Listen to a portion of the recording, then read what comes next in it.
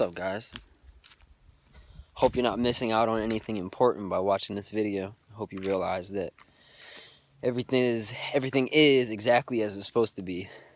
You are exactly where you're supposed to be. By me saying this and saying it to you, who I know will at some point be watching this video, I'm reminding myself that everything is exactly as it's supposed to be. That there is no out of placement in this universe, that we may suffer and we may experience things that we're like, oh, it's not supposed to be like that. Maybe it's supposed to be like that to inspire us to want to change it in that exact way.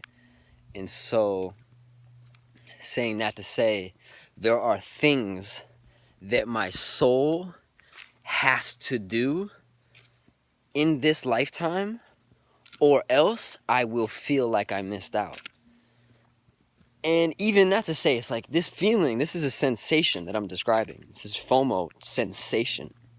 If you haven't heard about it, the fear of missing out, FOMO, arises internally when there is this recognition that one could be experiencing something else instead of what is currently being experienced. This has been proliferated and exacerbated by the modern internet world that we live in. If you can relate to this post-industrial digital information age that we live in, then FOMO is a part of your life, because you've been made aware at some point of something someone else was doing and you wanted to do it and you couldn't, and that's FOMO. And this happens on various levels, sometimes on a very small level, a very chill level. Sometimes I just got a little bit of FOMO just now when I saw this plane flying over. Can you see that? I don't know if you can see it. I can see it.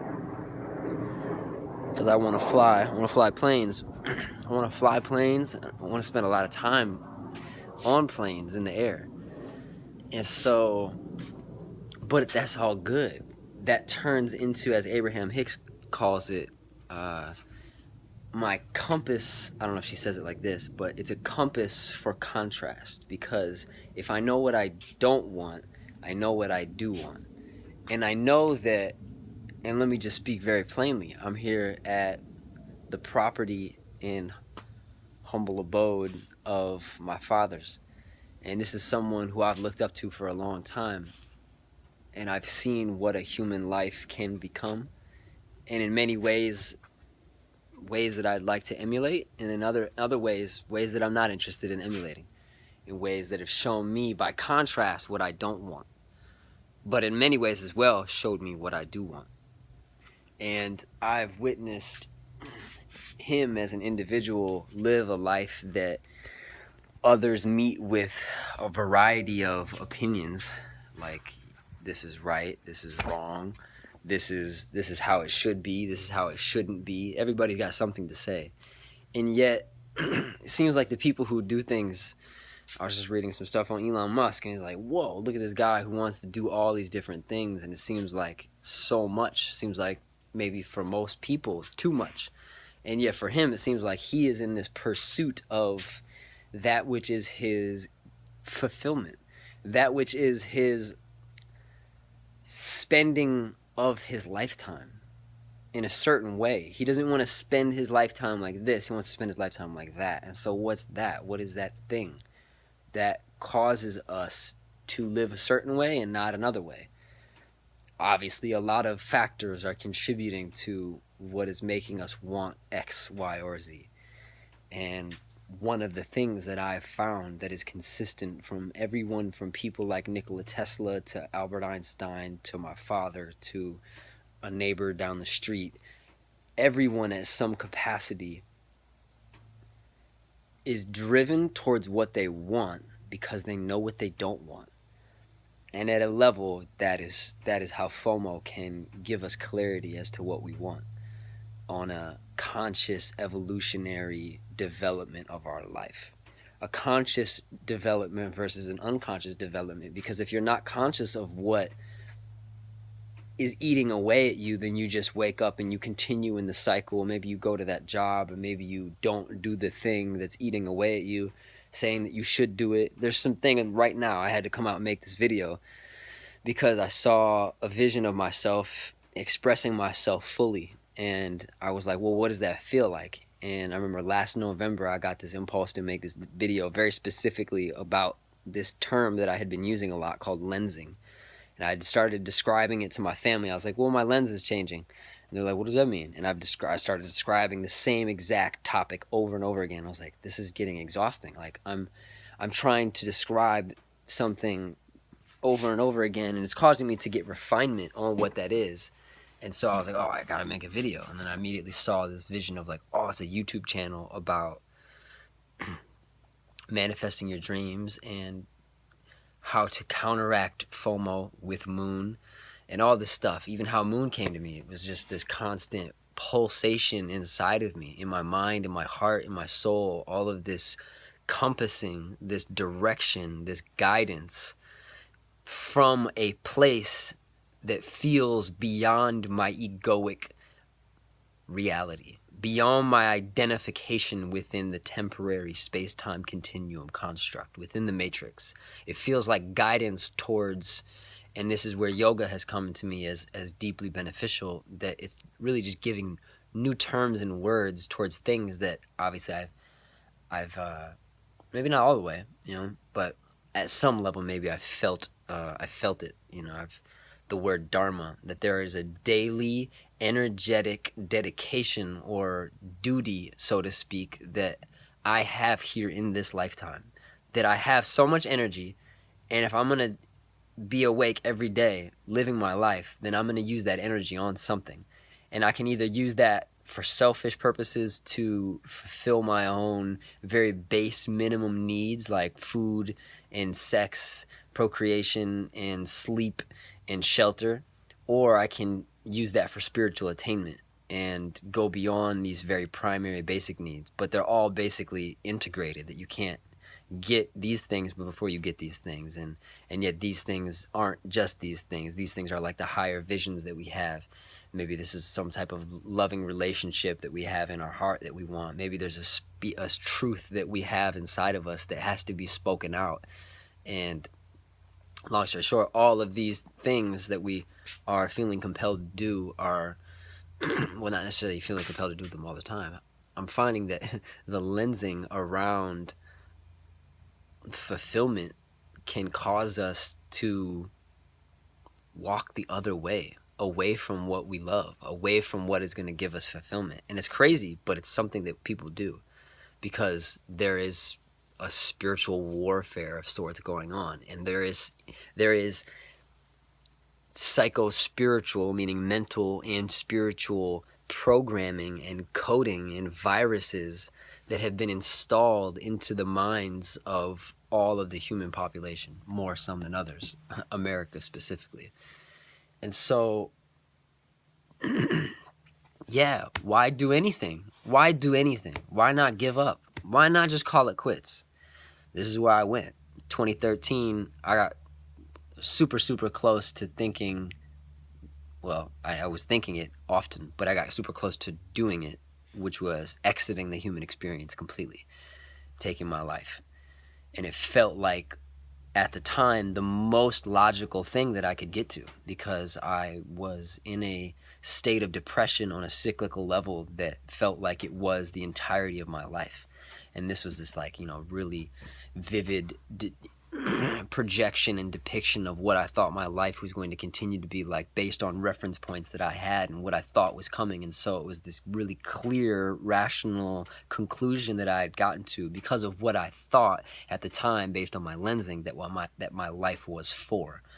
And so even before I knew what a word like dharma was, I knew that my life was for something. But my lensing around what that for was, it hadn't been introduced to yoga. It had many occult and esoteric terms in it, but in terms of like how to spend my life, I hadn't come to, I'd come to a term like karma, and that there was this kind of like energetic piggy bank momentum that I had come into this lifetime with, and that was affecting how I strided or strove or whatever the word is, but moved forward in life. It was like, I could dissolve my karma or I could add to it. I was aware of a term like that. But And so, yeah, Dharma pointed me into this realization is like, yeah, no, this aligns with what my soul, the eternal aspect of my being, not the temporary aspect of my being, which is really more my doing and how I'm doing my this one, my human life, how I'm doing it, as opposed to how I'm being it. How I'm being it is it can be eternal. But if I identify with how I'm doing life as how I'm being, then there's a conflict. There's a convoluted congregation of confirmation that is locked into place that doesn't have proper lensing. The lensing is distorted. It's like looking through the windshield and 37,000 million bugs have splattered on it, and you're just like, and your windshield wiper fluid is out, and it's like, the left wiper is, has needed to be repaired for at least like 6 months, but you're like, fuck it, I don't have time. The last time you went to AutoZone, they just give you an oil change. You're like, I'll fix the windshield wiper. Long story short, you can't see out of your friggin' window, and you're trying to assess truth through this window. This is what I found was basically the reason why I was so convincingly suicidal for a period of time, and why I connected and reconnected to where that thought pattern and that thought and that idea had come up previously in my life that I had repressed and suppressed as memory and as it's like subconscious identity. Saying all this to say, I have come out of that experience. It's 2017 now, and in the past 4 years, I've been doing what I've now identified is called alchemy. And in the most recent year, that alchemy has been yogic alchemy, but it's called yoga. It's called Raja Yoga and Hatha Yoga. And so I've been cleansing and purifying and aligning my system and trying to calibrate what I'm wanting based out of what I am here to want. It's like if I'm wanting, it's like I'm hungry and I'm like, oh, I'm wanting food. But my old lensing, which is like part of an old procedure and a process and an old system of identification that's still inside of me, it likes bread. It just loves bread. And it thinks that when I'm hungry, I want bread. But the actual thing is, I'm hungry. I don't want bread, but I'm hungry, so I want nutrients, or I want to at least satiate this hunger. But there is a wanting, and the wanting it can vary. But the recognition is that there's hunger, and then the brain says, feed the hunger with bread. But the bread might not be the best mechanism to use to fulfill the need that the hunger is inspiring, or the wanting that the hunger is inspiring. And so it's like, wow, okay, well, that's an example of old lensing. That the bread being the first option, that's an old lens. So like, I'm finding now in my yoga practices, I'm tired, I don't want to meditate. When in fact, when I'm tired and I meditate and I force myself to sit upright and put the timer on, whether it's for 5 to 10 to 30, however long, it is of my best interest. And yet in that moment, I don't have the wherewithal to see beyond my dirty windshield. So that is a recognition of lensing. Saying all this to come back to say, the things that my dad, or the things that Albert Einstein, or the things that Joe down the street, or the things that Jim Carrey, or the things that LeBron James, or the things that Kanye West, or the things that whoever is wanting is based on their lensing. Their lensing of what they're supposed to want. Their lensing of what can be achievable. Their lensing of so many different things, but I'm classifying all that as lensing. And that is the means in which we're perceiving all of this. And yet, it's beyond this. It's beyond just the physical. And so how to calibrate and align what the physicality is wanting to what the highest aspect of us is wanting, to what our soul is wanting, to what we came into this lifetime for. And so Dharma points at that. What is purpose? What is duty? That you have energy, you can use it on something. If you're using it for your own disconnected from source reasons, it's almost like a guarantee that you're going to die before fulfilling what you were born for. And to me, that is the scary shit. because I've seen, and Gary Vee talks about this, you ever look in an old man's eyes and see that regret, and it's the most painful, scary shit because you can't do anything. He missed it. That's FOMO incarnate, that he missed out and he knows it. And so the rest is just like this slow, painful, why am I even here? And I felt that at 23, probably a large part because I had a father who had achieved a certain level of things into which I was comparing myself, and I had installed within me all of these lenses towards what fulfillment and what happiness and what purpose and what right and wrong and what all these things were. I had lensing that didn't serve my highest nature, but it caused me to go towards something.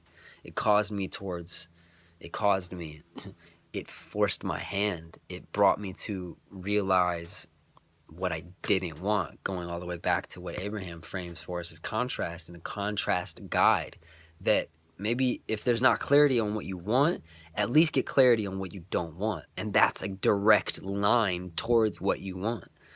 And it's like process of elimination.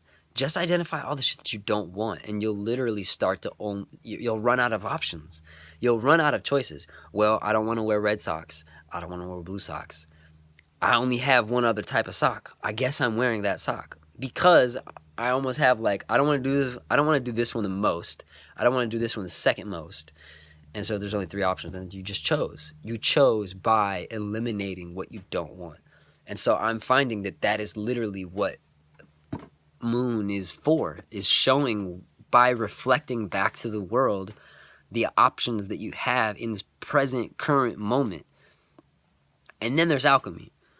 And this is almost like intersection alchemy, to get clarity on what am I supposed to want? What am I here to want?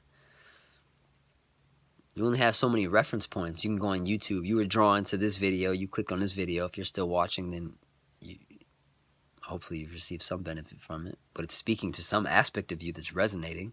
And I was compelled to share this stuff because I had this fear of missing out on full expression, which guided me towards, well, what does my full expression look like?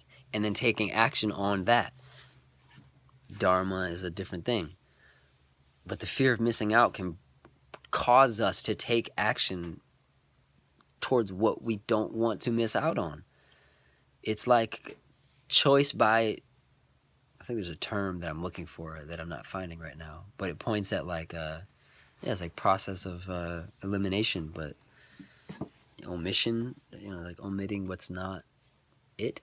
Omitting what's not it. It's like if it's a multiple choice thing on a test, it's like, well, it's not DC or B, so it must be A. But life's not really like that. Life's not multiple choice. Sometimes it's just like open answered, write an essay for 5 pages about this. And it's like, well, there's no right or wrong, but you do have to say something. I guess that's a different type of a situation. I'll speak more on that actually in a different video, because I think that's the difference between masculine choices and feminine choices. Sometimes we're in a state of receptivity, and the choices are almost like coming to us, and we have to just choose one, because it's almost like we're in a car moving towards the intersection or the fork in the road, and we're like, oh, this one. Sometimes you're still. You're not even moving. You have no momentum. And there's this way, and there's that way. And you have to choose before you even move forward. So you could stay there frozen. Sometimes you can't know what's at the end of the road. You have to choose what's based off of where you're at right now.